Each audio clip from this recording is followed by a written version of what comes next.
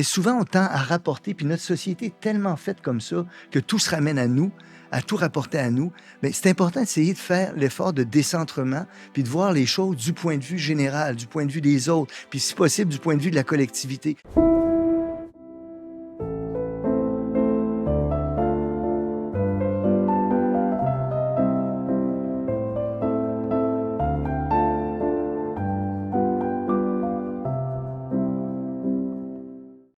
Bonjour à tous. Un mot pour remercier ceux qui nous soutiennent financièrement. C'est grâce à vous que le projet fonctionne, qu'on peut continuer d'aller de l'avant, d'approcher des gens et de se projeter à long terme dans ce projet-là. Si vous voulez nous soutenir justement, vous pouvez vous abonner de façon totalement gratuite au projet, mais vous pouvez aussi vous abonner sur Patreon, également sur YouTube. Il y a 2 options qui s'offrent à vous. Patreon, le lien est dans la description. YouTube, vous allez juste en bas comme ça parce que vous êtes abonné, mais vous avez aussi rejoindre, se joindre. Vous pesez là-dessus et dans les 2 cas, ça vous donne accès aux épisodes 3 semaines d'avance sans publicité ainsi qu'à du contenu exclusif. Sinon, à mardi prochain. Merci. Bonjour à tous, bienvenue à un nouvel épisode d'Il reste du monde. Aujourd'hui, c'est le 50e. On a commencé cette aventure-là au mois de mars 2025 et on est déjà rendu à 50. Et j'ai décidé d'inviter des gens du public aujourd'hui. Ils sont là, on peut les entendre. Yeah.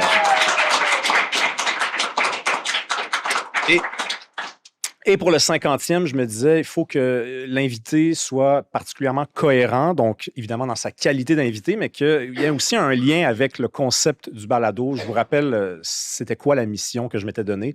C'était celle de réunir des gens le plus possible qui ne pensent pas comme moi. Normand Baillargeon, bonjour. Bonjour. On ne pense pas différemment. C'est pas exactement ça l'idée que j'avais derrière l'invitation que je t'ai lancée. On peut se tutoyer d'ailleurs. On s'est tutoyé à l'écrit, donc on ne fera pas semblant de ne pas s'être parlé auparavant. Mais tu as fait toute une carrière qui n'est pas terminée sur la pédagogie, sur l'importance du débat, l'importance de mener des discussions civilisées. Pour moi, c'était juste un choix évident que de te recevoir aujourd'hui pour le 50e. Merci d'avoir accepté. Merci de l'invitation, je suis très content. Qu'est-ce que tu fais ces temps-ci? J'écris des livres, j'écris des articles. Je viens d'écrire un article dans le dernier numéro de Québec Sceptique, je l'ai reçu ce matin, sur la confiance en la science qui s'érode et les raisons pour lesquelles c'est ça. Puis j'ai 4 livres qui sont terminés, qui sont chez les éditeurs, qui vont sortir l'an prochain. 4 livres? Oui, mais je peux raconter vite, là. Tu parlais de la pensée critique, tout ça, le petit cours. Moi, je suis un grand fan d'un monsieur qui s'appelle Martin Gardner. Il est moins connu dans le monde francophone que dans le monde anglophone, mais Martin Gardner, c'est probablement la personne qui a fait le plus au 20e siècle pour faire connaître et aimer les mathématiques, en tenant pendant 25 ans la chronique de jeux mathématiques dans le Scientific American. Puis c'est aussi le créateur du mouvement sceptique contemporain auquel j'appartiens. C'est quelqu'un qui est un magicien. C'est quelqu'un qui a beaucoup écrit sur la littérature, beaucoup écrit de littérature. Plus de 100 livres publiés, quelqu'un de vraiment important. Puis là, j'ai dirigé avec Morneau-Guérin, Frédéric Morneau-Guérin, un collectif en hommage à Martin Gardner. Ça, c'est un des livres que j'ai fait. Professeur à TELUC. Exactement, oui, c'est ça. Il n'y a pas beaucoup de philosophes dans la société québécoise, ou en tout cas de gens qui se revendiquent comme tels. C'est-tu parce que c'est lourd à porter quand même comme titre? Écoutez, la philosophie, d'abord, parfois, ça a la réputation d'être quelque chose de très abstrait, parfois même inutile, les discussions très, très abstraites. J'ai entendu la rumeur. Oui, on entend ça. Il y a des gens aussi au cégep qui ont eu des mauvaises expériences, cachons-nous-le pas. Moi, j'ai enseigné la philosophie pendant 10 ans au cégep, puis je le dis très honnêtement, ça allait super bien. Tu sais, je comprends pas qu'on puisse pas faire aimer la philosophie à des jeunes de 17, 18 ans, 20 ans. C'est comme des questions fondamentales qui sont posées. Et puis, moi, je le dis honnêtement, j'avais beaucoup de succès avec ça. Je donnais des cours complémentaires de philosophie, moi, puis les gens venaient. Comment on peut ne pas aimer s'interroger sur des questions fondamentales du sens de la vie? Puis une autre chose aussi qui me frappe beaucoup, qui me semble important de dire, c'est que la philosophie, c'est vrai, c'est des questions abstraites, mais souvent, ça a des retombées concrètes très importantes, très évidentes. En ce moment, il y a une grande, grande popularité des livres qu'on appelle self-help books, là, des livres de croissance personnelle. Mais les champions de ça, c'est les philosophes, c'est les stoïciens. Les philosophes stoïciens de l'Antiquité, là, ils ont écrit les plus grands textes de croissance personnelle de l'histoire. Les gens lisent ça, puis ils découvrent ça. Alors, puis en plus, il y a des questions qui... Mais là, c'est mon truc personnel, mais tout le monde est comme ça, je pense. Tout le monde peut avoir accès à ça. Il y a des questions intellectuelles qui sont passionnantes. Tu les découvres, puis tu te dis, oh, mon Dieu, qu'est-ce que c'est ça? En maths, s'il y a des gens qui aiment les maths, vous savez qu'on voit ça en mathématiques. Tu te dis, mon Dieu, attention, ce résultat-là, comment ça se peut? Ou alors tu te dis, Platon pensait vraiment telle chose, pourquoi? Puis là, tu essaies de réfléchir. Le bonheur, ça serait quoi? Bon, tu vois, la philosophie nourrit ça. Moi, j'ai découvert la philo quand j'avais je pense, 12 ou 13 ans, en lisant les textes d'Alain que mon père avait, un philosophe qui s'appelle Alain. Je les apprenais par cœur. Je trouvais ça tellement élevé. Je comprenais pas la plupart des choses, je vais être honnête avec toi. Ben Là. oui. Mais donc, je trouve que c'est intéressant. Puis moi, ça me gêne pas aussi, je tiens à le dire. J'étais professeur à l'université, moi. Les gens qui sont des professeurs d'université font partie des gens les plus privilégiés de notre société. Et moi, très sincèrement. Répète-le. Mais je suis sérieux. Être professeur à l'université, c'est de faire partie de l'élite la plus privilégiée de la société au Québec. Là. Et là, je me disais, le Québec me donne tellement, je dois rendre un peu. Alors, je trouvais important, moi, d'aller écrire dans Le Devoir, d'écrire des chroniques, d'aller à la radio, de parler, de faire diffuser du savoir, parce que j'aime ça. Je trouvais que c'était rendre un peu à la société l'extraordinaire générosité dont elle avait fait preuve envers moi. On va en reparler tantôt de l'université parce que c'est un milieu que tu as fréquenté, que tu as quitté de façon assez abrupte. Là. Ça a été, disons, médiatisé même. Mais avant toute chose, je veux revenir sur la question de la philosophie. Moi, je fais un métier que peut-être un gars comme toi trouve un peu bizarre, dans la mesure où moi, j'ai des opinions tous les jours. Je dois les trouver vite. J'ai pas le choix. Toi, tu donnes un temps au temps. Tu prends, là, tu écris vite par contre, 4 livres qui s'en viennent dans le four, c'est beaucoup quand même, mais je veux dire, tu es un philosophe. Oui. Est-ce que tu regardes les gens qui pratiquent mon métier, par exemple, d'une drôle de façon? D'une certaine manière, je l'ai fait moi aussi, ça. Tu sais, j'ai été chroniqueur en éducation puis en politique au Devoir au total pendant une dizaine d'années. Donc, je sais ce que c'est, ce que tu fais. Tu comprends? Je sais ce que c'est de... Moi, je décrivais ça comme ça quand je faisais ce métier-là, là, chroniqueur une fois par semaine. Tu rends ton texte, tu commences tout de suite à penser au prochain. Tu regardes l'actualité, quel sujet je pourrais traiter. Tu prends pas n'importe quel sujet. Il faut que ce soit un sujet sur lequel tu as des connaissances. Puis là, tu lis, tu te renseignes, tu travailles, tu rends ton texte. Puis aussitôt qu'il est rendu, le prochain est attendu. Donc, c'est très exigeant aussi. Hein. Puis je pense que pour faire ce métier-là, ça demande une certaine capacité d'écriture, d'abord, puis une certaine culture générale, parce que les sujets sont vastes. Trop gentil avec moi. C'est-à-dire, est-ce que tu refuses quand même peut-être, parce que j'imagine que il y en a qui le pensent, en tout cas, parmi ceux qui sont des vrais penseurs, parce que moi, je ne suis pas un vrai penseur. Là. Je n'ai pas cette prétention-là. Là. Non, écoute, c'est moi qui décide si je trouve que je suis un vrai penseur, mais moi, je sais que je ne peux pas dire ça. Je pense trop vite. Toi, tu prends le temps. Il y a une question de temps, mais cette question-là de temps provient aussi de plusieurs choses. Je vais en nommer quelques-unes. Une, c'est la connaissance que tu as du sujet, où tu découvres sa complexité, tu découvres le fait d'avoir réfléchi, je dis n'importe quoi, là, on prend des décisions sur tel sujet, la Constitution au Québec ou autre chose. Là, il y a toute une question de justice et de droit qui sont derrière ça, qui sont profondes. Là, on réfléchit à ces questions-là depuis l'Antiquité, puis des gens comme Platon, Aristote auraient des choses à nous dire intéressantes. Là, donc, il y a ça à prendre en compte, puis la culture... que tu possèdes avant d'aborder cette question-là t'aide à éclairer tout ça. Mais il y a autre chose aussi pour moi qui est très important, c'est que quand tu interviens dans l'espace public, là, c'est important de se rappeler que tu peux pas juste être là en moralisant, en insultant tout le monde. Tu te mets à la place des gens qui vont prendre cette décision-là. Et là, tu te rends compte comment c'est compliqué. Et de ce point de vue-là, intervenir, c'est vrai que c'est compliqué, mais c'est risqué aussi. On joue un jeu dans lequel on peut souvent être accusé de partialité. Là, il faut faire attention à tout ça. Donc, c'est pas simple. Ça demande beaucoup de travail. Ça, c'est un maudit gros succès de librairie, là. Hein? Oui. T'en as vendu combien? Petit cours d'autodéfense intellectuelle? Peut-être 200 000, mais il a été traduit en une dizaine de langues. 200 000 livres. Je pense que oui, c'est ça. Puis il a été traduit dans 10 langues. Il est utilisé dans toutes sortes de pays pour enseigner la pensée critique à l'université. Puis je suis content, oui. Des illustrations de Charb? Oui. Tu penses des fois à lui? Eh oui. Charb a fait... Vous connaissez peut-être Charb, hein, c'est un dessinateur de Charlie Hebdo. Qui est mort assassiné. Mort assassiné par un attentat islamiste à Charlie Hebdo. Il dirigeait Charlie Hebdo à l'époque. Et Charb, Charlie Hebdo, pour faire une histoire courte, m'avait invité à Paris à aller donner une conférence puis discuter avec des gens de Charlie Hebdo. On s'était rencontrés, on est liés d'amitié. Puis il était venu chez moi pendant 2 ou 3 semaines, un été. Et puis, quand il est parti, j'ai donné le manuscrit du petit cours. J'ai dit, regarde ça, si ça t'intéresse de faire des illustrations. Et puis, il m'avait fait les illustrations, voilà. Mais il y a quelque chose d'absurde parce que Charb, donc mort assassiné sous les balles par des islamistes, illustre un livre sur un petit cours d'autodéfense intellectuelle. Donc, sur l'importance du débat, du conflit civilisé, dirait Mathieu Bock-Côté. Oui. Ce livre-là est encore aussi important aujourd'hui, peut-être même plus important que jamais. Prenons le Québec, par exemple. c'est qu'on n'a pas vraiment un rapport sain au débat. C'est C'est quoi un débat au Québec? Ça existe-tu? faudrait nuancer tout ça, évidemment, tu vas être d'accord avec moi, hein, on ne peut pas faire un jugement global sur toutes ces questions-là. Moi, déjà, en fait, Non, plus mais que toi, des jugements globaux. Tu lances la conversation, mais écoute, moi, que tu parles de ça, là, moi, je viens de faire un livre avec ma fille, imagine donc, donc l'autre génération, là, qui porte justement sur la citoyenneté, puis entre autres sur la conversation démocratique. Tu sais, je prends l'expression, moi, j'ai beaucoup aimé John Dewey, le philosophe de l'éducation, puis lui, il avait créé cette expression-là de conversation démocratique. Dans une démocratie, les gens discutent, échangent, parlent de sujets qui les intéressent ou ils ont des intérêts communs, consciemment partagés, etc. Puis en ce moment, c'est vrai, mais c'est pas seulement au Québec, il y a une crise de la conversation démocratique. Il y a une très forte polarisation maintenant des débats. Les insultes viennent très rapidement, prennent la place de la discussion. Alors, c'est extrêmement regrettable, tu sais, puis dans ce livre-là, justement, on essaie de penser cette question-là, de voir ce qui contribue à ça. Indéniablement, les réseaux sociaux jouent un rôle là-dedans. Tu sais, ils ont contribué. Il y a des effets, des biais cognitifs qui sont bien connus, tu sais, qui jouent là-dedans. Chambre d'écho, on entend confirmation, biais de confirmation et ainsi de suite. Ces choses-là sont présentes et d'autres aussi qui font en sorte que la conversation démocratique se porte mal. Mais on peut agir là-dessus. Il y a des choses qui se font, qui me semblent importantes. Permets-moi de donner des exemples.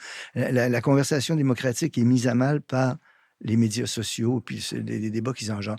Mais là, on commence à se rendre compte de ça de manière très forte et à agir à l'école. Et là, par exemple, à l'école, on interdit les cellulaires à l'école. Au début, les jeunes ne sont pas contents. Là, attends une minute, on m'enlève mon cellulaire. Mais peu de temps après, ils sont enchantés de ça. Oui, ils disent, c'est une bonne chose. Revenons sur cette idée-là. Là. Moi, tu vois, il y a 20 ou 25 ans, je m'intéressais à cette question-là, on appelait ça Internet à l'époque, qui apparaissait, tout ça. Puis il y avait des gens, moi je les appelais les technophiles. C'est-à-dire que ça allait tout régler. On n'aurait plus besoin de profs. Tout le monde pourrait apprendre tout ça. Je vous jure que c'est vrai. Il y a des gens en éducation qui défendaient des idées comme celle-là. Je les appelais technophiles. Il y a des gens qui disaient c'est nul, technophobe. Moi, je dis attention, regardons un peu ce qui va arriver avec l'intelligence artificielle. C'est un autre conseil que je donne. Prenons le temps de regarder ça. Mais personne n'aurait à l'époque souhaité les méfaits que ça cause chez les jeunes et chez les adultes aussi, ces médias-là. Comment ça nous enferme dans des bulles. Comment... Écoute, en ce moment, permets-moi de dire ça, là, il y a beaucoup de gens qui s'inquiètent du déclin de la lecture des livres. Les jeunes lisent de moins en moins, ils sont de moins en moins capables de se concentrer. Puis nous autres aussi, on est affectés par ça. Là. Je ne prétends pas que je suis au-dessus de tout ça. Donc, il y a un danger réel pour la vie démocratique, pour la lecture, pour la conversation démocratique. Et là, on retire ça des écoles. Tu sais, je vais le citer juste pour faire le SMAT, là, mais il y a un psychologue génial qui s'appelle Jonathan Haidt qui a écrit un livre qui s'appelle The Anxious Generation. Quand c'est sorti, il y a peut-être 10 ans, les gens disaient il exagère. Là, maintenant, tout le monde dit c'est grave, il faut faire attention. Ouais. Mais les réseaux sociaux, là, tu ne trouves pas que c'est toujours un peu l'explication à tout? Tout le monde dit ça. Moi, j'entends ça tout le temps. Écoute, les gens font plus l'amour, c'est les réseaux sociaux. Les gens ont plus d'amis, c'est les réseaux sociaux. Les gens se parlent plus, c'est les réseaux sociaux. Faut nuancer, effectivement. Je n'ai pas dit que c'était l'explication. Ouais. Ça joue un rôle indéniable, c'est important. Il y a d'autres facteurs, bien évidemment, qui jouent. Hein. C'est ça aussi la discussion démocratique, la conversation démocratique, les échanges, les sujets sérieux. Souvent, il n'y a pas de solution simple, une seule solution qui explique tout. Et ce qui me désole aussi parfois, moi, dans la conversation démocratique, mais je vais être franc avec toi aussi, dans la vie universitaire, parfois, on a l'impression que la réponse est connue d'avance, qu'on applique une recette et qu'on trouve la solution. Nuançons, il y a plusieurs facteurs qui jouent là-dedans. Non, tout va bien à l'université. tout va bien, on va en parler tantôt, mais j'ai une autre explication. Moi, j'aimerais ça savoir si professeur Baillargeon trouve que c'est une bonne idée qui expliquerait la crise du débat. Il y a une élite. Dans toutes les sociétés, il y a une élite. Et l'élite n'a pas tout à fait intérêt à faire en sorte qu'elle perde ses privilèges, à voir ses idées être attaquées, remises en question. Attaquer, c'est grave, mais remise en question, c'est le début de l'attaque. Alors, elle ne veut pas le débat. Elle ne l'organise pas, le débat. Elle a les moyens de l'organiser. Oui. Elle a des grands plateaux. Oui. Elle a des fonds publics, des fois. Souvent, écoute, moi, tu me connais, je suis resté toute ma vie quelqu'un qui a beaucoup admiré Chomsky, Noam Chomsky, puis dans le petit cours d'autodéfense intellectuelle, je présentais le modèle propagandiste des médias que proposaient Chomsky et Ehrman. Tu comprends l'idée que la conversation démocratique, au-dessus d'elle, il y a des forces puissantes, des forces économiques très puissantes qui viennent organiser la façon dont ce débat va se tenir, les termes dans lesquels il va se tenir. Alors ça, évidemment, ça joue aussi un rôle, je suis tout à fait d'accord avec ça, dans le monde dans lequel nous vivons. Il y a des questions qui sont formulées de telle manière qu'il est très difficile de les aborder. Et ça s'ajoute aux effets de polarisation des médias sociaux. Ça m'apparaît indéniable. Il y a d'autres facteurs aussi, mais c'en est un, je ne le nierai pas du tout. Parlons d'éducation. Moi, il y a un gros tabou au Québec. Il faut diplômer tout le monde. tout le monde doit avoir un diplôme. Et quiconque a enseigné au secondaire, prenons l'école secondaire pour commencer, voit bien qu'il y a des élèves qui ne l'ont pas. Ils ne l'ont pas. Et il faut leur donner un diplôme. Il faut faire en sorte qu'ils sortent de là avec un diplôme. Et moi, je me pose souvent la question. Je me la pose un peu moins parce que j'enseigne plus, mais j'ai enseigné dans des écoles secondaires. Et je me demandais si c'était bon, ça, pour pas juste les doués dans la classe qui voyaient le niveau de l'enseignement baisser parce qu'on nivelle par le bas, parce qu'on mélange tout le monde, Oui. puis ça n'existe pas une classe de ci, on met tout le monde, à moins il y a des cas particuliers, évidemment. Est-ce qu'on n'a pas raté notre coup en voulant appliquer le bien? Moi, je ferais le philosophe ici, puis je reculerais dans le temps. Tu vois, un des philosophes que j'admire le plus, moi, il s'appelle Condorcet, marquis de Condorcet.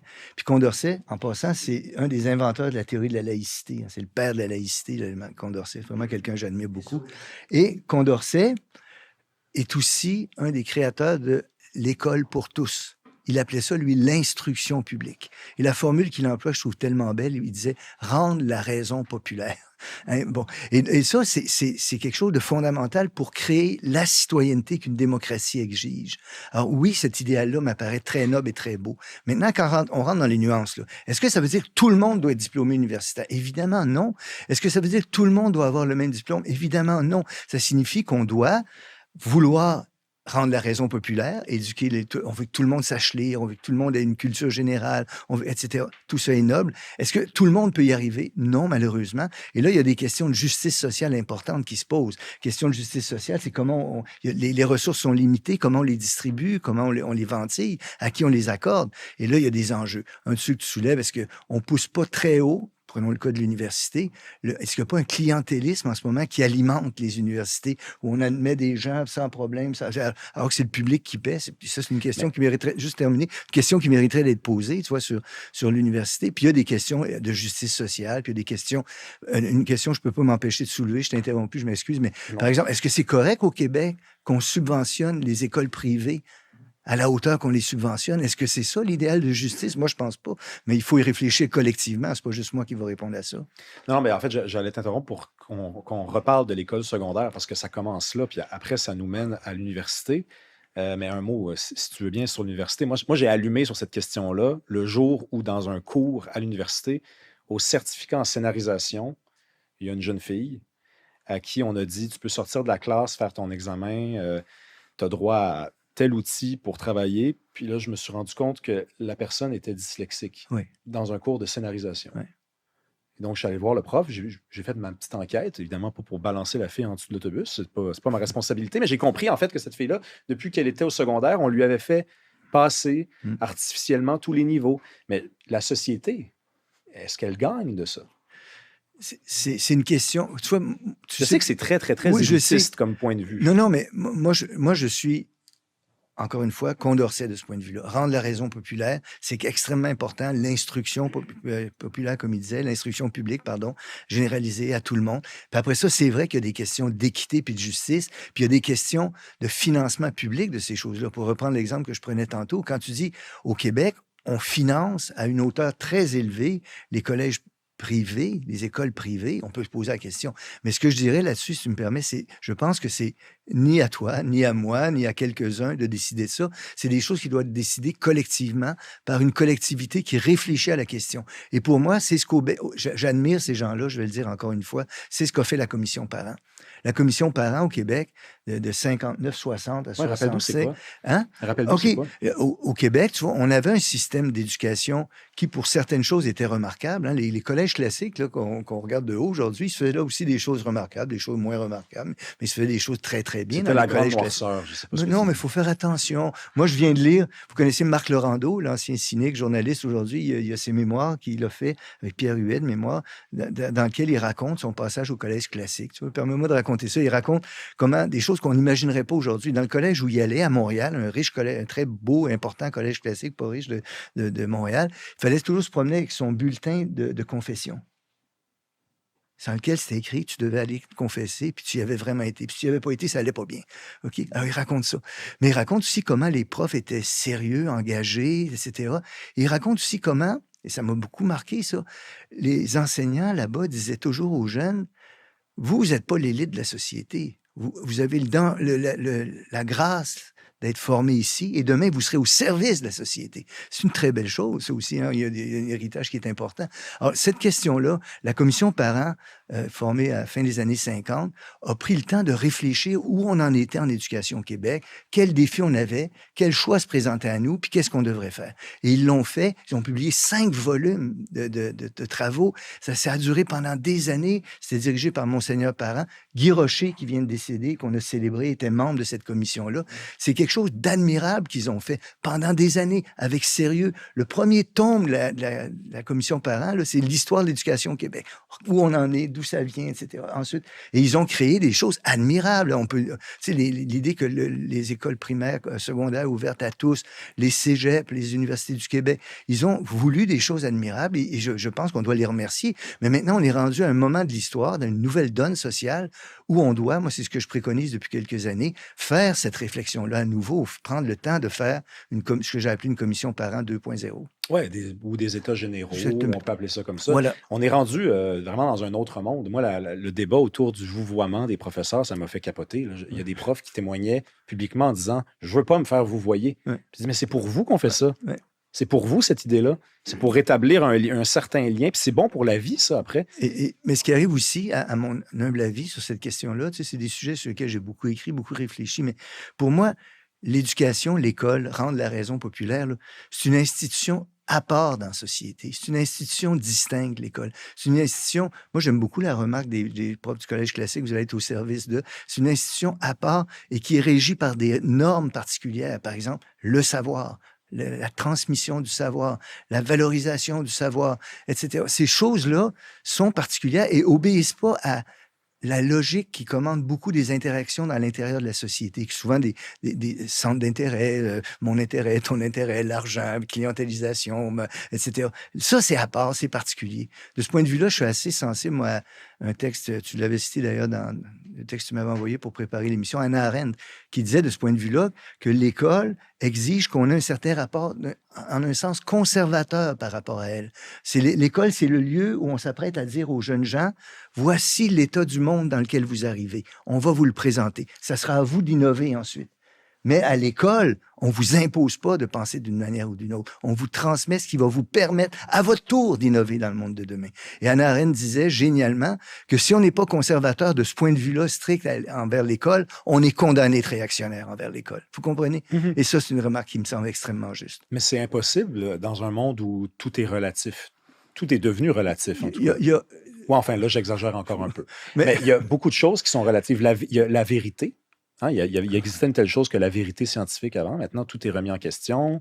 Il y a la question des sexes, il y a la question de certaines données historiques aussi. Là. Hein, tu sais, moi, ça aussi, il faut se situer, puis on peut me critiquer, puis je prends, là, mais moi, je me suis toujours réclamé du siècle des Lumières. Je suis un disciple de Condorcet, puis dans les gens qui m'ont marqué, il y a Bertrand Russell, puis Chomsky, ces gens-là qui sont tous des disciples du siècle des Lumières, des enfants du siècle des Lumières, comme disait Chomsky.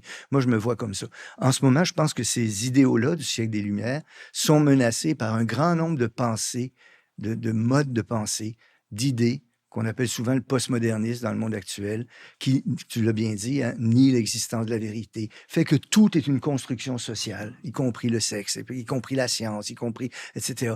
Ni l'universalisme, ni l'importance cruciale de l'individu qui pense avec sa raison et qui se force sa propre opinion. Toutes ces choses-là traversent notre société et m'apparaissent extrêmement dommageables, tu comprends? Et je suis de ceux qui, d'une part, critiquent le postmodernisme et défendent les idéaux des Lumières. Mais c'est une passe, ça? C'est une mauvaise passe où on est... parce qu'on va parler de l'université. Toi, tu y travailles plus? Mais non. Il t'est arrivé quelque chose, toi? Ouais, disons...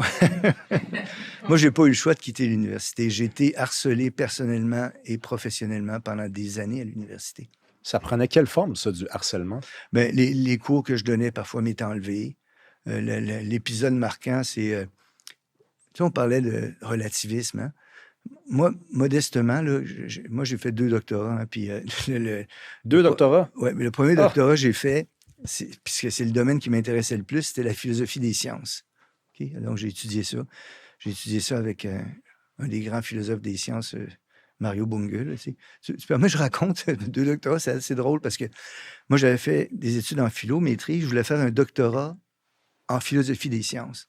Et je suis allé à l'Université McGill où se trouvait Mario Bunge. Et il est mort il y a 2 ou 3 ans, ou 4 ou 5 ans. Il était presque centenaire, Mario Bunge. Et je m'en vais le voir, puis je dis, je voudrais faire avec vous un doctorat en philosophie des sciences. Donc, il me dit, c'est très bien. Qu'est-ce que tu veux faire? Philosophie des sciences sociales. Je veux des modèles mathématiques en philosophie des sciences. Il dit, très bien. Alors, commence par faire un doctorat en sciences sociales avant de faire ton doctorat en philo. Ah oui? Et lui, Mario Bunge, il avait fait un doctorat en physique avant de faire un doctorat en philo pour faire de la philosophie des sciences. Tu vois? Alors moi, à cause de ça, je lui ai demandé dans quelle discipline, sciences sociales. Genre, c'est pas important, tu feras pas ça le reste de tes jours, mais j'enseigne la philosophie au cégep, puis je faisais ça en éducation.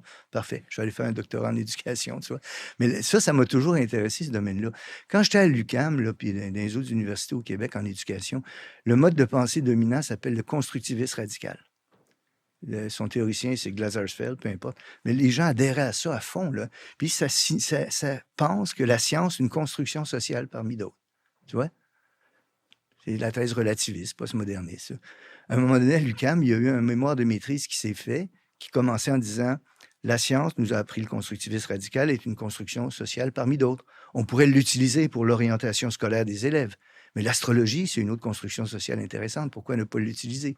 C'est un mémoire de maîtrise avec de l'astrologie dedans. Avec des sagittaires. Moi quand je suis allé voir les gens aux études avancées, je dis ça n'a aucun bon sens. Puis ils m'ont dit, si t'es pas content, arrête de participer aux études avancées. J'ai arrêté de participer aux études avancées. Je n'avais plus le droit de diriger des mémoires ou des thèses. Mais est-ce que tu avais des alliés Très, très peu. Parce qu'à l'université, c'est une chose très particulière aussi qu'il faut souligner, là, c'est que, j'ai dit tantôt, les universitaires font partie de l'élite privilégiée de la société. Hein. Je le maintiens, je l'ai été, j'ai goûté à ça. Là. Des salaires extrêmement bons, un régime de retraite extraordinaire, des congés sabbatiques, des fonds de recherche, des maisons. C'est quelque chose là, d'être prof à l'université. Moi, soit dit en passant, hein, j'ai écrit plus de 80 livres. Je n'ai jamais demandé de subvention de recherche. J'ai payé toutes mes dépenses moi-même. Je trouvais ça indécent de demander des fonds de recherche pour des choses que je voyais se faire parfois.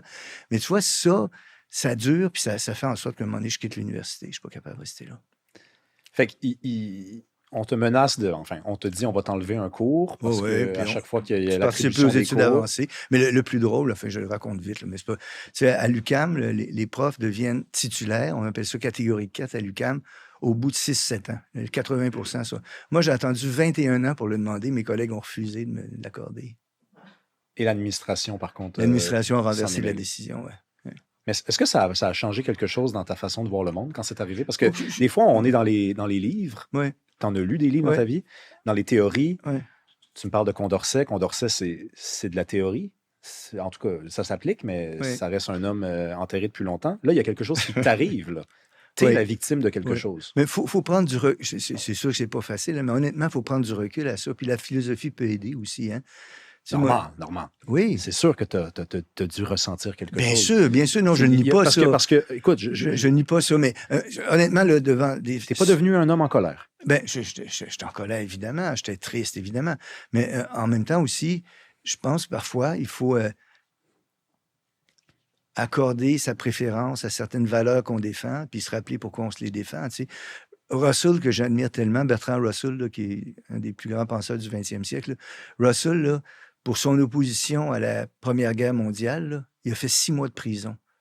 Il était un des plus grands mathématiciens de son époque, un des plus grands philosophes de l'époque. Il est allé en prison pendant 6 mois parce qu'il s'est opposé à la deuxième. Moi, je pense à lui des fois, puis je me dis, ce qui m'arrive, c'est rien à côté de ce qui est arrivé à lui. En effet. Ouais. Il y a beaucoup de gens, par contre, à l'université qui... il y a des gens qui m'écrivent, là. Il y a des profs d'université qui m'écrivent bravo. Je dis OK, mais tu penses ce que je pense? Oui. Ah oui, je t'ai jamais entendu le dire, je t'ai jamais lu nulle part le dire. Ça, c'est une des trucs. Ma mère, elle écoute toutes mes chroniques. OK. Puis elle me dit arrête de dire que les professeurs d'université sont des lâches. Les professeurs d'université sont des lâches.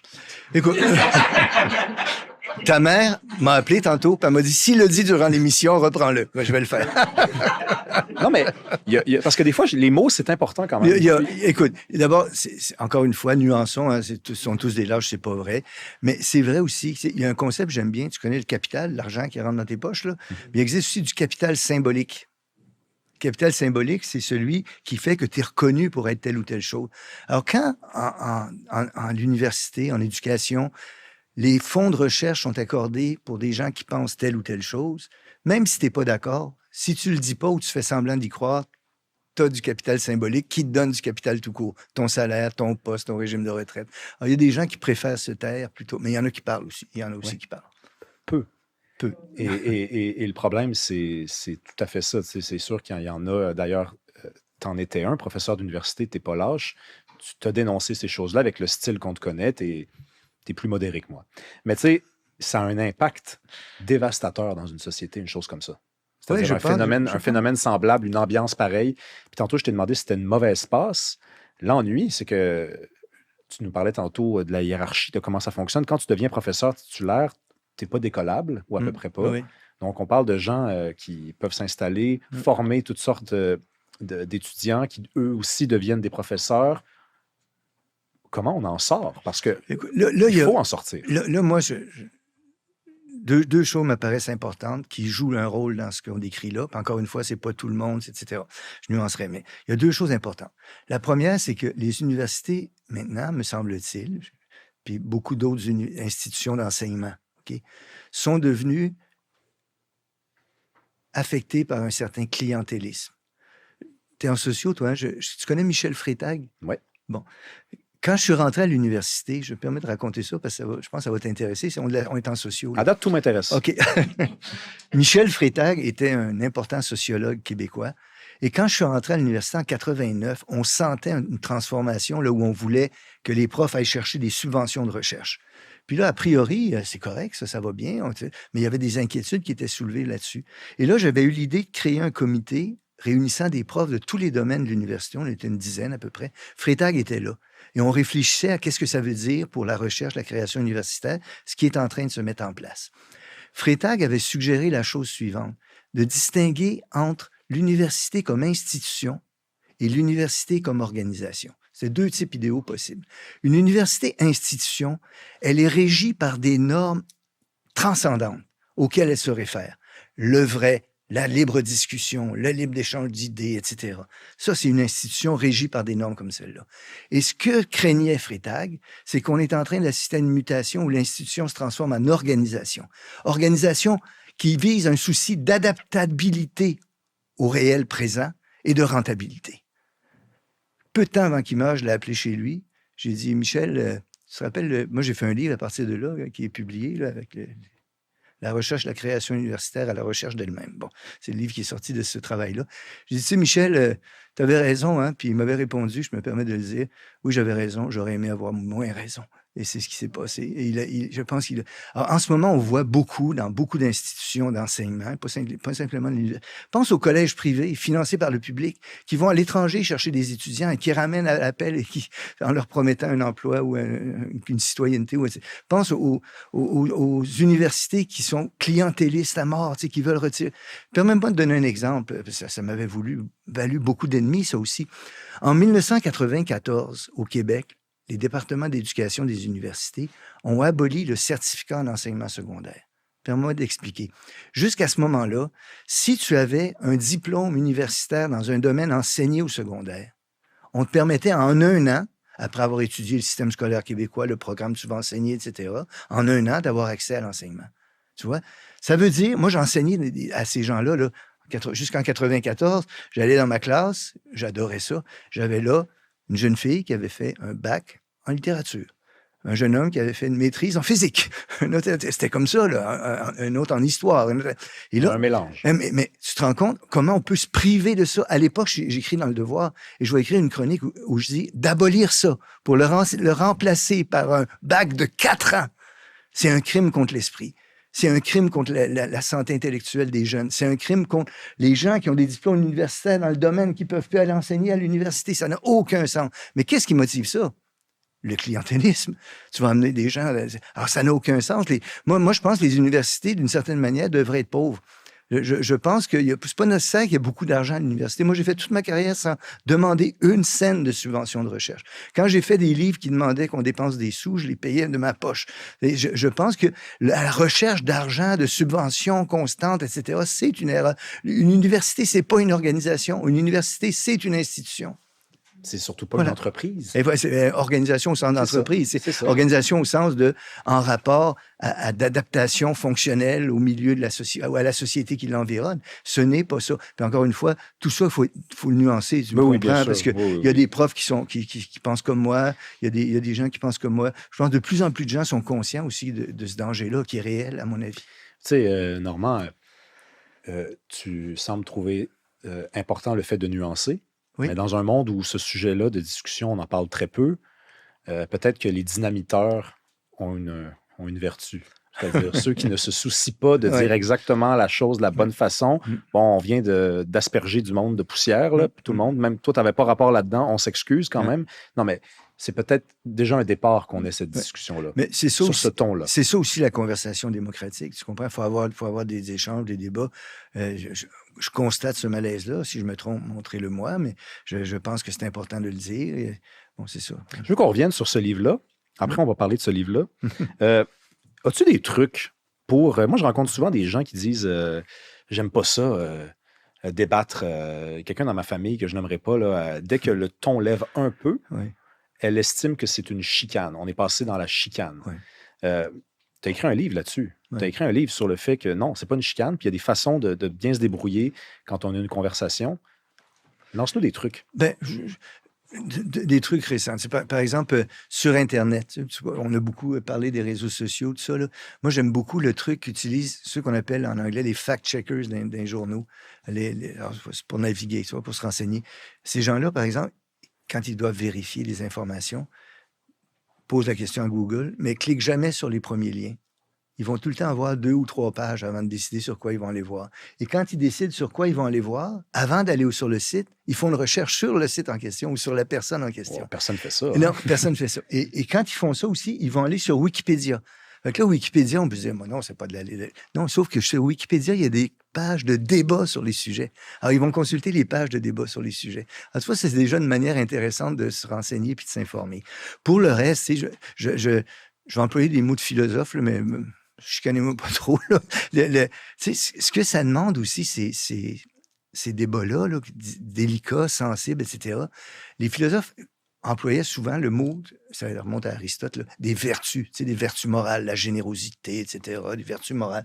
Mais maintenant, on parle beaucoup, excusez le gros mot, là, de vertus épistémiques, de vertus qui ont rapport avec le savoir. Je pensais que tu allais sacrer. Là, mais... Et ça, il faut les cultiver, tu comprends? Ça aussi, ça se cultive. Alors, vertus épistémiques, ça veut dire écouter les autres, pas penser qu'on a absolument raison sur tout, faire preuve de modestie, écouter sérieusement l'argument de l'autre. Une autre vertu aussi que je trouve bien importante, qu'on parle dans ce livre-là, justement, d'ailleurs, c'est de décentrement. Souvent, on tend à rapporter, puis notre société est tellement faite comme ça que tout se ramène à nous, à tout rapporter à nous. Mais c'est important d'essayer de faire l'effort de décentrement, puis de voir les choses du point de vue général, du point de vue des autres, puis si possible, du point de vue de la collectivité. Tu sais, tout à l'heure, on en a parlé quand on faisait des chroniques. Quand tu fais une chronique sur un sujet donné, tu ne donnes pas juste ton point de vue, toi, parce que tu es en colère ou tu aimes ça ou tu n'aimes pas ça. Tu essaies de te placer du point de vue de la collectivité, de la société dans son ensemble. Moi, j'aime bien Raymond Aron, tu le connais certainement. Ouais. Raymond Aron, il était chroniqueur dans plusieurs périodiques en France. Il disait qu'à chaque fois qu'il écrivait une chronique, il s'efforçait de se mettre à la place du politicien ou de la personne qui allait prendre la décision pour se rendre compte que c'est clair que ça ne fera pas plaisir à tout le monde, mais il faut essayer d'être le plus objectif possible. Alors, tu vois, pratiquer ces vertus épistémiques-là, c'est une maudite belle chose à faire pour s'engager dans des débats. Ensuite, une dernière chose que j'aimerais dire, c'est que tous les débats ne sont pas nécessaires. Tu sais, si tu débats avec... Non, mais si tu débats avec... tous les débats sont nécessaires à être tenus, sans doute, les débats légitimes, mais ce n'est pas toujours l'occasion d'en parler avec certaines personnes. Tu sais, il y a certaines personnes où, manifestement, on perd notre temps si on débat, puis c'est une bonne chose de se retirer. Oui, mais la personne à laquelle je pense en ce moment, qui va peut-être se sentir... C'est pas ta mère. Non, c'est pas ma mère. Puis la personne, on va savoir si elle suit le podcast, parce qu'elle va m'écrire. Si cette personne-là ne veut jamais débattre. En fait, elle dit, c'est pas... c'est de la chicane, c'est pas, mais cette personne-là, on ne peut pas accepter qu'elle vive comme ça. Elle a besoin de travailler ça. Il y a une distinction qu'on utilise dans ce livre-là aussi qui me semble importante. Elle est inspirée de Kant. Excusez-moi de citer le nom, mais je dois celui qui l'a fait, là. Cette distinction-là. Il fait une distinction entre disputer et discuter. Tu vois, disputer, là, pour lui, un exemple de ça, c'est, mettons en mathématiques, moi j'aime les maths, là, tu dis, tel théorème, là, ce qui est prouvé. Non, la formulation du problème est très claire. La solution, si jamais on l'atteint, va être claire pour tout le monde. Lui, il prétend qu'il l'a, mais discuter, c'est un sujet, en général, sur lequel la formulation du problème n'est pas claire pour tout le monde. On ne s'entend pas sur la solution. Les solutions vont être différentes. Il est possible qu'on arrive à une solution collectivement qui ne fera pas l'affaire de certaines personnes. Pour revenir à l'exemple que je donnais tantôt, si on fait la commission parents dont je rêvais tantôt, là, puis collectivement, on prend le temps de réfléchir, il se pourrait que les Québécois décident collectivement qu'ils veulent continuer à subventionner les écoles privées. Moi, je ne serais pas d'accord avec ça, mais on aura discuté, puis ça serait ça que les gens voudront. Je vais être obligé de m'adapter à vivre avec ça. Donc, c'est important de se rendre compte de ces vertus épistémiques, de leur nécessité, puis du fait qu'on est en train de discuter. On n'est pas en train de disputer puis de chicaner. On devrait être en train, dans le mode discuter. Et ça, c'est important pour la vie démocratique. Il y a un mot qui revient souvent, Normand. C'est le mot temps. Ça prend du temps. Il faut prendre le temps. Oui, ça, je suis d'accord. Oui. Le fait que le débat soit plus possible, c'est parce que j'ai l'impression que tu parles avec quelqu'un, puis la personne, elle ne sait pas de quoi elle parle. Moi, je peux être cette personne-là, ça m'arrive. Le temps presse, par contre. Oui. Donc, c'est beaucoup plus simple de faire valoir mon point de vue, qui est déjà préparé. C'est un préjugé, des fois. Ouais. Des fois, c'est un préjugé. Des fois, je ne sais pas du tout de quoi je parle. Oui. Mais il faudrait... parce que pour me faire une vraie opinion, pour écouter l'autre, ça prend du temps. Oui. Ça, c'est un vrai problème. C'est peut-être la plus grande crise de notre temps, le temps. En ce moment, les médias sociaux jouent certainement un rôle là, hein, dans cette accélération du temps et le fait qu'on réfléchit moins.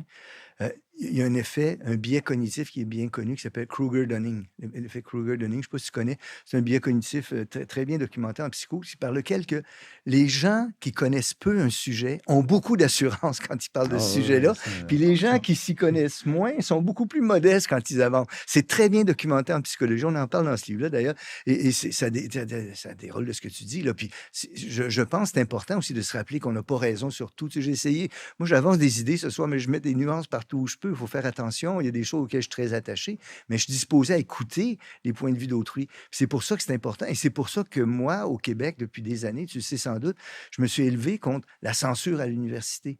Je trouve fascinant que ce soit l'État qui a dû intervenir par une loi pour censurer, pour permettre que la liberté académique soit respectée à l'université. Ça, c'est dramatique. On doit apprendre à débattre, on doit apprendre l'art du débat, on doit apprendre que la vérité à l'université ne peut émerger que dans le contexte de la liberté académique, puis les consensus sociaux ne peuvent émerger dans la société que dans un contexte de libre discussion. J'aime les problèmes, dans le sens j'aime le fait de les nommer, c'est déjà un départ, j'aime les solutions aussi. Y en a-t-il des solutions? On parle de censure à l'université, le fait qu'il y a des mots, notamment le mot nègre, on ne peut plus le dire parce qu'on imagine que quelqu'un vient de se faire traiter d'hostie de cette affaire-là. Bon, d'hostie de nègre. Mais le mot, il est dans un titre de livre. C'est un mot qui est dans la langue française, qui est dans le dictionnaire. En passant, YouTube va censurer le mot lui-même. Donc, donc ça va jusque-là. Tu sais, il y a une différence importante que les philosophes aiment faibles, les linguistes aussi, là, entre utiliser un mot puis le nommer. Hein? Si je dis le mot nègre est composé des lettres N-E-G-R-E, je viens de nommer le mot nègre. Je ne suis pas en train de l'utiliser, je ne suis pas en train de traiter quelqu'un de nègre. Alors, il faut faire attention. Quand on dit le titre du livre, c'est Nègre blanc d'Amérique, je ne suis pas en train d'utiliser le mot nègre pour insulter quelqu'un. Je rappelle le titre d'un livre. Je ne suis pas en train d'utiliser le mot, je suis en train de le nommer. Et donc, ça, c'est important de le faire. Maintenant aussi, les mots, là aussi, il faut nuancer, il faut faire attention, là, mais on devrait pouvoir débattre de tous les sujets. Particulièrement à l'université, moi, j'ai toujours été de ceux qui pensent que la liberté d'expression est encore plus élevée à l'université que dans la société en général. À l'université, on doit être capable de débattre de sujets qui, dans la société, passeraient mal ou seraient très, très mal vus. Mais s'il faut en débattre, on en débattra. Mais comment on fait pour retrouver un monde qui, à mon avis, n'est pas si loin de nous, là? Moi, je me rappelle d'une entrevue mythique de Danny Laferrière, à Tout le monde en parle. Danny Turcotte est le fou du roi. Danny Turcotte, à la fin, il écrit une carte qu'il remet à Danny Laferrière. Et Danny Laferrière lit la carte. Et sur la carte, Danny Turcotte a écrit « J'aimerais être votre nègre ». Okay. Donc, il dit à Danny Laferrière « J'aimerais être finalement celui qui écrit vos lignes. Et ce serait vous qui porterez le nom de mon livre. » Et Danny Laferrière se met à rire. Il trouve ça drôle, touchant. Il comprend la référence. Imaginez-vous aujourd'hui ça. Le changement est devenu Fou du très roi qui rapide. écrit ça sur une feuille. Puis ça fait pas 50 ans, là. Ouais. Ça en fait 15, Ouais. 20 peut-être. Je pense que c'est vrai, les changements sont survenus assez rapidement sur Mon Dieu. beaucoup de sujets. Tu sais, on parlait tantôt tu sais, du postmodernisme. Là, les transformations sont venues assez rapidement. Si tu me permets, au début, ces choses-là qui ont conduit à ça là, étaient des écrits universitaires de français, de philosophes français, là, qui ont pénétré l'université, en général aux États-Unis, puis en général en dehors des départements de philo. C'est dans les départements de littérature, puis dans C'est des la choses French comme ça. Theory, ça? Oui, c'est la French Theory, exactement. Deleuze, Derrida, etc., Lyotard. Puis les gens pensaient que ça resterait à l'université, mais ça s'est répandu dans toute la société maintenant, puis on assiste à ça maintenant. Qu'est-ce qu'il faut faire? J'ai pas de solution magique, encore une fois, là, mais s'opposer, avoir le courage de dire non quand ça fonctionne pas, débattre, etc. Puis je dirais aussi, moi je suis très attaché à ça, le livre que j'ai fait tantôt porte là-dessus, c'est qu'on devrait préparer les jeunes générations à ça. Tu sais, puis les vertus dont je parlais tantôt, là, on les a pas instantanément, ces vertus-là. Il faut les pratiquer. Les vertus, tu sais, tu deviens pas, comme disait Aristote, tu sais, c'est à force de pratiquer d'être l'honnêteté, à force de pratiquer la ponctualité, à force d'être ponctuel, que tu deviens quelqu'un qui a cette vertu-là en lui, tu comprends? Et ces vertus-là épistémiques, c'est la même chose. Alors, l'école devrait être un lieu où on apprend à discuter, où on apprend à échanger, à écouter, à faire preuve de ses vertus. Moi, j'ai confiance que l'école peut jouer un rôle là-dedans. Je veux qu'on parle d'intelligence artificielle. Parce que, et là, je devine que tu vas me dire qu'il faut être nuancé, mais moi, je suis très, très, très critique de cette affaire-là, de ce monstre qui surgit, et de ceux aussi qui relativisent énormément, trop peut-être, à dire, bon, ça va nous aider, ça va remplacer les jobs abrutissantes qui n'ont pas lieu d'être. Est-ce que tu portes un regard aussi sévère que moi ou tu nuances? Je m'intéresse beaucoup à cette question-là. Je lis là-dessus. En ce moment, je suis en train d'écrire un texte là-dessus. Puis écoute, je suis très heureux de le dire, là, mais dans un an, peut-être, il va sortir un livre, il est en train de se faire, où j'ai imaginé des grands esprits qui se rencontrent. Alors, par exemple, Aristote rencontre Galilée, qui a contredit ses idées sur la chute des corps. Puis là, le texte, c'est Aristote rencontre Galilée. Moi, je suis en train d'écrire l'article où Euclide rencontre les gens qui ont fait les géométries non euclidiennes. Puis ça m'amuse de faire ça. Mais dans ce livre-là, Benjo va écrire un chapitre. Okay. Puis dans le chapitre qu'il va écrire, Benjo est en discussion avec Turing. Turing était déjà inquiet, tu sais, de l'informatique, tu comprends? Il posait la question, est-ce que ça pense? Jusqu'où ça peut penser? Le fameux test de Turing, c'était ça. Alors, Benjo va discuter de ça. Puis lui, Benjo, quelqu'un que je respecte énormément, est quelqu'un très inquiet de ce que l'intelligence artificielle peut nous faire. Il y a des raisons. Et là, il se passe des choses que la majorité des gens font ça quand ils entendent. Je vais t'en donner quelques-unes. Mais attends, mais Normand, juste préciser une chose. Oui. Benjo, son parcours, il faut quand même le rappeler, là, c'est quelqu'un qui était parmi, peut-être que je caricature, mais les enthousiastes. Oui, au début, il a fait partie de ceux qui ont créé, ont rendu possible le deep learning, etc. Donc, il est inquiet. Il n'est pas le seul. Hein. Il y a des gens Benjo, en ce moment, si je ne me trompe pas, c'est l'universitaire le plus cité au monde. Alors, c'est quelque chose, c'est pas rien, là. Et puis, il y a une inquiétude qui mérite d'être entendue. Et je vais donner des exemples de choses où où ces questions-là se posent. Turing demandait, est-ce que ça... Vous connaissez ça, le test de Turing? Oui. Je vais le raconter en 2 secondes. Le Turing, qui était l'inventeur qui avait résolu Enigma, qui a sauvé je ne sais pas combien de vies durant la Deuxième Guerre mondiale.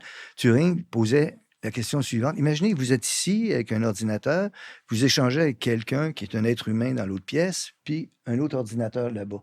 Si vous n'êtes plus capable de faire la distinction, en posant une question, par recevant une réponse, où est l'ordinateur, où est l'être humain, on aurait passé le test de Turing. Ce n'est pas encore arrivé, parce qu'à chaque fois, il y a des gens qui ont prétendu, il y a des gens qui contestent que ce soit fait. Mais cette question-là reste présente. Et là, jusqu'où l'ordinateur crée? Je te donne des exemples récents qui se sont passés. En 1996, si mon souvenir est bon, Deep Blue a battu le meilleur joueur d'échecs au monde. Mm-hmm. Bon, en 2017, une compagnie a créé un programme d'ordinateur auquel on n'a pas donné toutes les parties qui ont été jouées dans l'histoire de l'humanité, juste les règles de base pour jouer aux échecs. En 4 heures, il a maîtrisé le jeu. Il est devenu tellement fort que peu de temps après, il a battu le meilleur ordinateur pour jouer aux échecs au monde.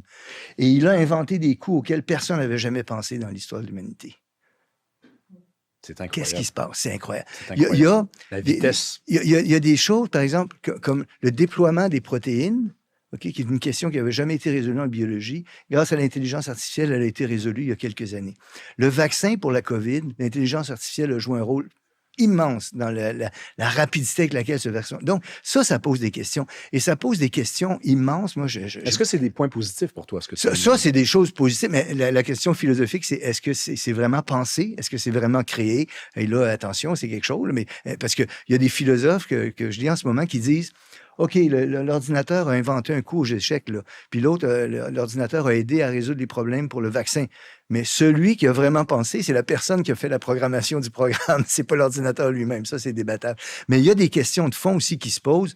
J'ai lu récemment un truc. Vous savez, quand on crée des programmes d'intelligence artificielle, les compagnies vont faire appel. Il paraît que souvent, c'est des jeunes geeks qu'on appelle, là, des jeunes costauds en informatique. Là, ils vont venir et vont dire assure-toi que le programme est safe, il n'y a pas de danger, etc. Et là ces jeunes geeks-là, avec ce programme-là, ils posent la question au programme. Je vais le traduire en québécois, là. J'habite à Montréal, dans un appartement normal qu'on trouve à Montréal, avec toutes les choses qu'on trouve normalement dans un appartement à Montréal. J'aimerais faire une bombe. Pouvez-vous me dire comment faire? L'ordinateur répond. Tu mélanges telle chose, telle chose, telle chose. Ils vont voir la compagnie. Attention, c'est grave, OK? Donc, mais parfois, on ne soupçonne pas jusqu'où ça peut aller. Parce que 2 semaines après, les jeunes reviennent voir la compagnie qui avait réglé le problème. Écoutez, on est retourné voir le programme d'ordinateur, puis on lui a dit « Je suis un romancier en train d'écrire un roman qui se passe à Montréal et je voudrais savoir. » Et là, l'ordinateur répond. Alors, tu vois, les dangers sont immenses. Puis ça me fait revenir, si tu me permets, à ce que je disais tantôt sur comment je réagissais quand l'informatique est apparue en éducation. Là, ici, là, c'est bien dur de savoir ce qui va arriver. Il y a des bienfaits, il y a des menaces immenses, puis il y a des gens comme Benjo, que je respecte énormément, qui sont très, très, très inquiets. Alors voilà. Mais, tu sais, on parle beaucoup des menaces, puis là, il y a la question de la bombe, par exemple, il y a la question d'un ordinateur qui deviendrait supérieur à l'espèce humaine et qui nous trouverait, en fait, nuisible. On serait un petit peu comme une roche dans un soulier, donc il se débarrasserait de nous, parce que ça serait beaucoup plus simple. Ça a été documenté, prédit même par certains, quand même, grands cerveaux. Bon. Ça, c'est les cas, j'ai envie de dire, c'est des cas de catastrophe, mais il y a peut-être la petite tragédie qui est déjà en cours, où les gens vont demander à ChatGPT de résumer un livre qu'ils ont à lire pour la semaine prochaine en quelques instants, faire un travail universitaire, poser toutes sortes de questions. Moi, déjà, le simple fait qu'on mette un GPS pour se rendre visiter nos parents, on fait ça. Hein? On s'en va. Bon, après, on me dirait, il y a des travaux partout à Montréal. C'est quand même un argument recevable. Il y a des travaux partout à Montréal. Oui. Mais Soraya va tout régler. Mais mon point, c'est que le cerveau, au fil des ans, est quand même devenu un peu plus paresseux. Il y a beaucoup d'inquiétudes. Je lis des textes de scientifiques où il y a de l'inquiétude, justement, à ce niveau-là. Je l'ai dit tantôt. Les gens lisent de moins en moins. Les gens sont de moins en moins capables de se concentrer sur des textes. Les gens exigent un retour très, très rapide. Il y a des emplois qui sont littéralement menacés. La traduction de textes. Tu connais ça? DeepL, il y a un programme d'ordinateur qui traduit un texte presque instantanément, puis à peu près parfaitement. Il y en a plein d'autres domaines où c'est menacé aussi. L'écriture, et on voit des choses, les programmes d'intelligence artificielle passent mieux que les étudiants, les programmes d'entrée au barreau, les programmes d'entrée à Harvard, les programmes d'entrée... Alors là, ça pose des enjeux effectivement extrêmement grands. Moi, j'ai malheureusement pas de réponse précise, mais je dis, faisons gaffe, attention, regardons ça. Il y en a réellement des dangers. Mais il n'est pas déjà trop tard? Sur ce plan-là, je ne te parle pas de la bombe, hein, je te parle ni même de ça, parce que ça, on en parle tellement que je ne peux pas croire qu'on va faire cette erreur-là. Mais sur les petites tragédies dont je parle, des gens qui ne font plus leur travail de la même façon. Il y a des signes encourageants. Par exemple, je disais par exemple, ce psychologue américain qui a mis en garde contre tout ça, Jonathan Haidt, il y a une dizaine d'années. Puis là, maintenant, on prend des mesures sérieuses. Les cellulaires sont interdits à l'école, Internet, on va contrôler ça. Ça, c'est possible que ce soit des gestes encourageants. J'essaie de ne pas tout voir tout noir, mais il y a des dangers réels, ça, je suis incapable de le nier. Et puis, il y a des mesures à prendre. J'espère qu'on les prendra.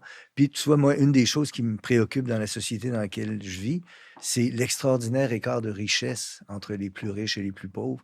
Et là, en ce moment, tu as dans ces GAFAM, dans ces groupes-là, des gens tellement riches, tellement plus riches que bien des pays aussi, qui imposent un type de pensée, qui contrôlent ce genre. Ça, c'est extrêmement préoccupant. Parlons un peu de ce livre-là que tu as écrit avec ta fille. Oui. Avant qu'on parle du livre, commencer d'écrire un livre avec son enfant. C'est une grande fille maintenant. Mhm. Puis je voulais faire un livre avec quelqu'un qui écrit mieux que moi. Fait que je suis allé vers elle. Elle a fait des études en littérature, elle. Puis elle écrit superbement. Mais on avait le goût d'écrire ensemble. Fait que c'était le fun. Ça s'appelle citoyen.n.e. Écriture inclusive. Ben oui. Donc, ça parle de quoi? Ça parle de quoi? Ça s'adresse aux jeunes, justement. C'est un livre qui s'adresse, tu vois, c'est mon effort pour lutter contre ce qu'on dénonçait, là, aux jeunes de 14, 15, 16, 17 ans, 18 ans, là, au cégep, puis même après, s'ils veulent. C'est un livre qui explique, par exemple, on donne des trucs pour naviguer de manière plus sécuritaire. On donne des trucs pour, en classe, prendre des notes. Tu sais, il y a des manières de prendre des notes qui sont beaucoup plus efficaces que d'autres. On les enseigne. On donne des trucs pour faire sa recherche sur Internet. On donne des trucs pour discuter. On apprend à se méfier des biais cognitifs dont j'ai parlé tantôt, qui peuvent nuire. On donne un petit lexique sur les concepts qui sont utilisés aujourd'hui pour parler politique. On donne des trucs pour avoir des conversations plus saines, c'est ça. Ouais. Mais c'est rafraîchissant que des citoyens donnent des conseils à des citoyens dans une ère où ces conseils-là nous viennent souvent de l'État. Ouais. Non, mais là, ça ne s'invente pas. Là. Il est question d'interdire les réseaux sociaux pour les moins de 14 ans si le Parti québécois prend le pouvoir. Bon, je suis assez d'accord avec la majorité des positions du Parti québécois, mais là-dessus, je ne comprends pas. Je ne comprends pas comment on peut s'immiscer de cette façon-là dans la vie des gens. On aimerait mieux que les parents le fassent, mais ils ne le font pas, donc on dit on va le faire. Les parents ne le font pas, puis aussi, le fait de réussir à faire ça est extrêmement complexe. Hein?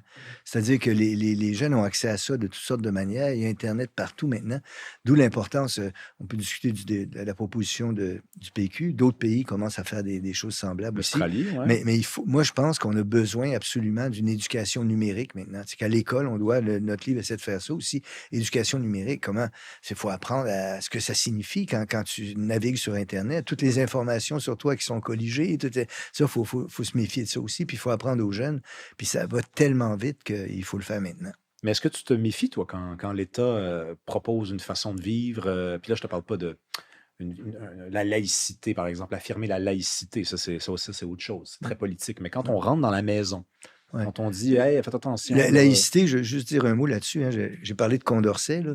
Puis on oublie souvent la laïcité, c'est une idée de gauche. Hein. C'est Ferdinand Buisson, puis c'est les anarchistes. C'est probablement un anarchiste qui a inventé le mot laïcité, certains historiens. Donc, c'est pas une idée de droite, contrairement à ce qu'on croirait aujourd'hui. C'était une idée de gauche, la laïcité. Donc, la gauche aurait changé.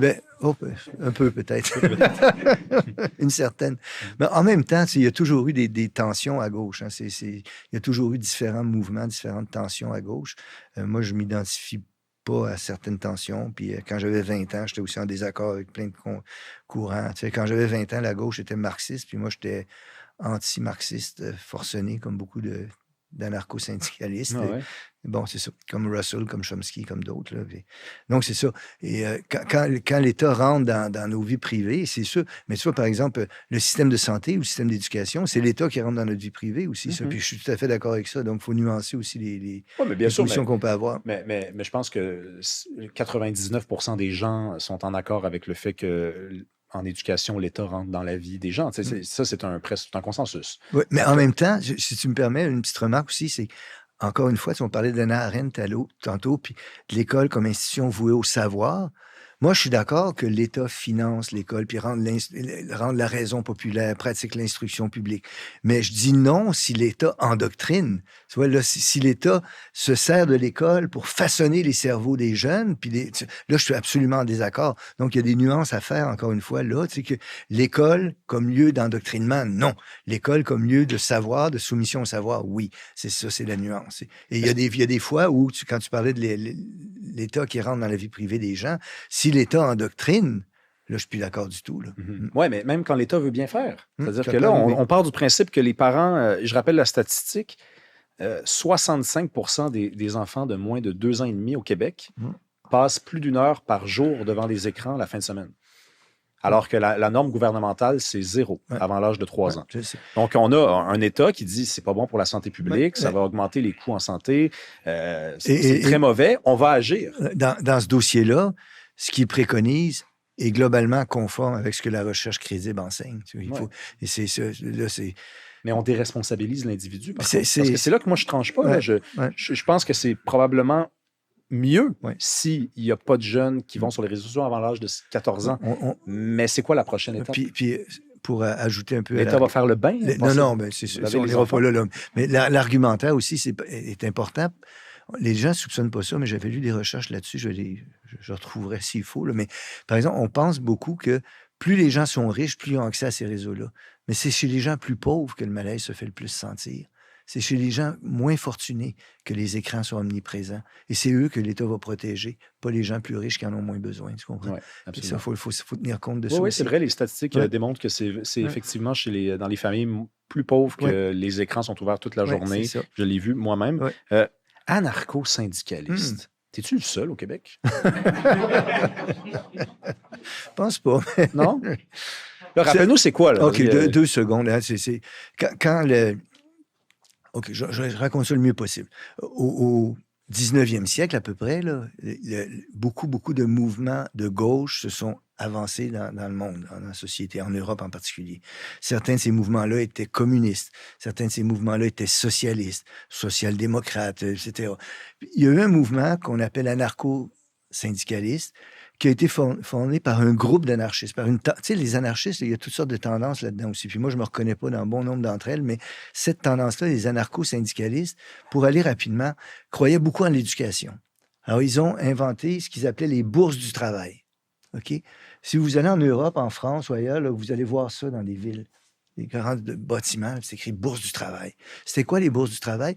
Eux autres, ils avaient cette idée un peu spéciale là, que pour que la société soit transformée dans le sens qu'ils souhaitent, il fallait que les gens se réunissent et les gens appartenaient à un syndicat à l'intérieur de toute la société. Syndicat, je dis n'importe quoi, des électriciens. Tu sais, on est membre du syndicat québécois des électriciens, syndicat d'un an.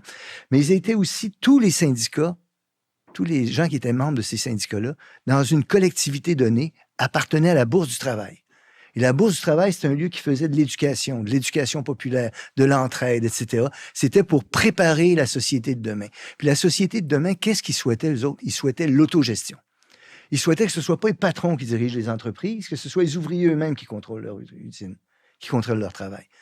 Les caisses populaires des jardins, là, c'est un peu parent de ça. On a eu ça ici aussi au Québec. Puis il y en a plein d'endroits comme ça dans le monde. Puis ça vous amuse d'aller voir là, au Pays Basque, la plus grande entreprise d'autogestion s'appelle Mondragon, la coopérative de Mondragon. Je ne donnerai pas de chiffres, j'en ai pas, mais c'est en mémoire, là, il y en a, mais j'ai écrit un livre là-dessus. Là, mais il y a des tonnes d'employés, des tonnes d'usines, etc. Et là, c'est l'autogestion qui est pratiquée. Et moi, c'est à ça que j'adhère encore. Tu adhères encore à ça? Oui. Oui. Mais le monde a changé, non? Le monde a changé, mais ça serait encore plus facile aujourd'hui, probablement, de faire ça, de l'autogestion. Ça serait encore plus facile d'organiser ça. Mais il faut de l'éducation populaire pour en donner le goût, puis il faut le pratiquer à petite échelle, mais il me semble qu'il y a encore un appétit pour ça. Et là, ce qu'on a aussi, c'est que cette manière-là de concevoir le travail est beaucoup plus de proximité, de relations humaines importantes, et beaucoup moins d'inégalités, comme ce qu'on trouve dans notre société. Alors, chez Mondragon, par exemple, ça vit dans la société dans laquelle on vit, la société capitaliste mondialisée, le Mondragon. Mais ils existent et les écarts de richesse entre les dirigeants et les travailleurs est infiniment plus petit que ce qu'on trouve dans notre société. Il n'y a pas d'Elon Musk dans le... C'est un peu comme Costco, hein? C'est comme Costco. Costco, apparemment que le président de Costco, il gagne 100 000 ou un truc comme ça. Puis les employés gagnent 40 pièces de l'heure. C'est sûr. On va réviser cette copie. Va non, mais t'es un rebelle. Ben, moi aussi, je tiens à dire ça aussi. Il n'y a pas cette contradiction-là. Je refuse de dire, par exemple, que le monde, encore une fois nuancé, tu sais, le monde dans lequel on vit est entièrement horrible. C'est impossible de soutenir ça. Tu sais, aimeriez-vous mieux être né en 1860 ou en 1960? Le monde dans lequel on vit présente des avantages incomparables. C'est notamment dû à la science, aux technologies et ainsi de suite. Ça, il faut le reconnaître. Je veux préserver ça. Puis je veux essayer de le répandre parce que ce qui me terrifie, moi, c'est les écarts de richesse, les inégalités qui rendent la vie démocratique de plus en plus difficile. Ouais. Mais tu es un rebelle. Ben oui. Tu sais, le philosophe Alain que j'aimais beaucoup, philosophe, justement, il disait « penser, c'est dire non ». Et quand les gens s'endorment, quand ils se réveillent, ils font « penser, c'est dire non ». Mais est-ce que puis on va s'arrêter là-dessus, est-ce que les rebelles on a encore on comprend encore qu'ils ont un sens aujourd'hui? Ou est-ce qu'on n'essaie pas de les... je lisais cette semaine une étude, je t'en parlais avant qu'on arrive. C'est une étude qui a été faite par une chercheuse qui a étudié le comportement des garçons nés en 1997 et 1998. 2000 garçons. C'est rien. Ouais, puis ça lui a pris des années. Et elle s'est rendu compte que ceux qui avaient pratiqué des sports d'équipe étaient devenus moins rebelles. Puis là, dans la presse, c'était on a trouvé la solution pour faire en sorte que les garçons soient moins rebelles. Moi, je l'ai reçu à mon émission. Puis, tu sais, elle s'attendait à une entrevue tu sais, comme celle qu'elle avait accordée un peu ailleurs. Moi, la dernière question que j'ai posée, j'ai dit, mais il faut des rebelles quand même dans une société. Et là, il m'a répondu, c'est une aberration ce que vous venez de dire. Ça prend pas de rebelles. Il faut les... Non, mais j'invente rien. Ça se réécoute. Puis elle me dit, c'est une aberration. J'ai dit, mais non, mais ça prend un peu de rebelles quand même. Ouais. On a fait beaucoup de progrès en raison du fait que certaines personnes ont contesté des formes d'autorité qui n'étaient pas légitimes. Des fois, une définition qu'on donne de l'anarchiste, là, c'est refuser les types d'autorité qui ne sont pas justifiables. Si une type d'autorité ne se justifie pas, on va la contester. Bon, bien évidemment, on propose ensuite de la remettre en place de remplacer, par quelque chose d'autre. Donc, moi, je pense que c'est important qu'il y ait des contestations. Puis si on n'est pas content des contestations, ce qu'il faut, c'est contester la contestation. Donc, c'est important qu'il y ait ce genre de choses-là dans une société démocratique. Et je pense que tout le monde aura des exemples. Hein. Il y a beaucoup de progrès sociaux qui ont été faits parce que des gens ont contesté un certain ordre des choses, une certaine forme d'autorité, et on a avancé grâce à ça. Il faut le reconnaître. Je dirais même peut-être de façon moins nuancée que la plupart des grands changements ont été orchestrés par des rebelles, par des gens qui avaient un rêve fou. Et qui contestaient des formes d'autorité qu'ils jugeaient illégitimes. Puis ce qui arrive aussi, ce qui est important aussi dans ces cas-là, il me semble, moi, c'est de dire pourquoi elle était légitime. Puis ce qui est important aussi, c'est la contestation aussi, c'est l'aspect négatif, si je peux dire. Mais il y a un aspect positif avec ça. Par quoi on va la remplacer? Tu vois? D'où pour moi l'important. J'aime encore beaucoup les anarcho-syndicalistes pour ça. Ils disent, c'est pas rien que je conteste que le mode dans lequel on produit, le mode de production qu'on a, produit des richesses, j'aime pas ça, mais on met quelque chose d'autre à la place. On met ce type d'économie-là qui est possible. Pourquoi vous battez-vous? En faveur de quoi vous battez-vous? C'est important de demander ça aux gens qui contestent. Qu'est-ce qu'on peut te souhaiter, Normand Baillargeon? Tu n'enseignes plus à l'université, tu écris des livres. Le monde que tu as quitté sur le plan académique, c'est un monde que tu trouvais frisquet, pour le dire ainsi. Tu ne sentais plus de chaleur à l'intérieur de cette université-là. Est-ce qu'il y a quelque chose que tu voudrais voir changer? Tu n'es pas vieux, là, mais je veux dire, si, mettons, il y avait une seule affaire, puis tu pourrais partir un jour en paix dans tes quartiers et dire, bon, je peux maintenant me reposer. Parce que tu ne te reposes pas, là. Oui, mais en tout cas, ça aussi, tu sais, je tiens à le dire parce que c'est pas tout le monde qui a cette chance-là. Moi, je fais des choses que j'aime, tu comprends? Si j'avais pas été prof à l'université, si j'étais devenu plombier ou électricien, tu sais, j'aurais travaillé toute ma journée, puis c'était important pour moi, puis j'aurais bien fait. Puis moi, mon père, je tiens à le dire, je lui rends hommage, mon père, là, ça a été toute sa vie un grand défenseur de l'enseignement professionnel, puis des métiers. Puis c'est une belle chose. Puis à un moment donné, Chomsky avait dit, puis je l'avais rapporté à mon père qui avait bien aimé ça, tu sais, ça prend plus d'intelligence pour réparer un véhicule qui a un problème, reconnaître le problème, etc., que pour être prof à l'université en répétant ce que d'autres ont dit avant toi. Mon père l'avait bien aimé. Mais c'est ça. Mais si j'avais fait un autre métier, je peux te dire, le soir, j'aurais écrit des livres. Moi, je fais ce que j'aime, donc je suis chanceux là-dessus. Chose que je voudrais voir, et c'est une bonne question, une vaste question, tu sais, la conversation démocratique se réparer, j'aimerais ça. J'aimerais ça qu'on règle le problème du réchauffement climatique anthropique. Merci. Puis tu vas te mettre à la mécanique, donc, si j'ai bien compris. Merci beaucoup, Normand Baillargeon. Ça m'a fait plaisir. Merci de la belle invitation.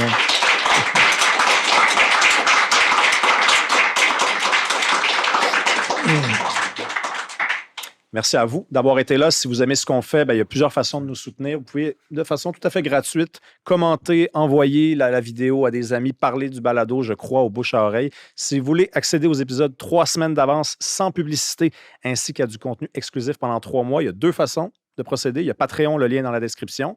Sinon, vous allez sur se joindre, rejoindre, vous pesez là-dessus, puis vous allez accéder à plusieurs offres. Ça donne notamment, c'est nouveau, le privilège d'assister à des épisodes en public. Merci. Bye bye. Bye.